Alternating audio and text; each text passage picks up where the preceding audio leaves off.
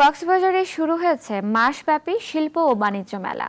উদ্বোধন করেছেন পৌর বিএনপির আহ্বায়ক রফিকুল হুদা চৌধুরী এবং প্রেস ক্লাবের সাধারণ সম্পাদক মমতাজ উদ্দিন বাহারি।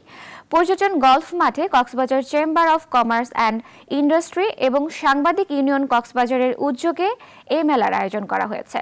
উদ্বোধনী আয়োজনে মেলা পরিচালনার কমিটির চেয়ারম্যান সানাউল্লাহ আবু, সদস্য সচিব সাইফুল ইসলাম লিটন, সাংবাদিক ইউনিয়ন কক্সবাজারের সভাপতি, সাধারণ সম্পাদক সহ সংশ্লিষ্টরা উপস্থিত ছিলেন।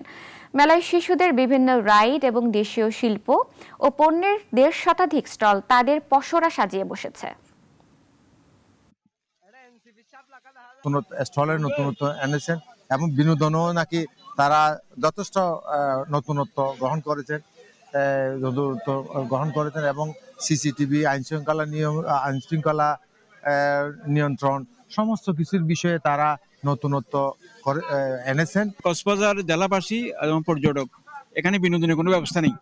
তো আমি মনে করি শিল্প বাণিজ্য মেলা যারা উদ্যোক্তা, যারা আয়োজক, তাদেরকে ধন্যবাদ জানাই এবং জেলা প্রশাসনকে ধন্যবাদ জানাই, পুলিশকে ধন্যবাদ জানাই, কারণ ওনারা অনুমতি দিয়েছেন বলে আজকে মেলা হচ্ছে।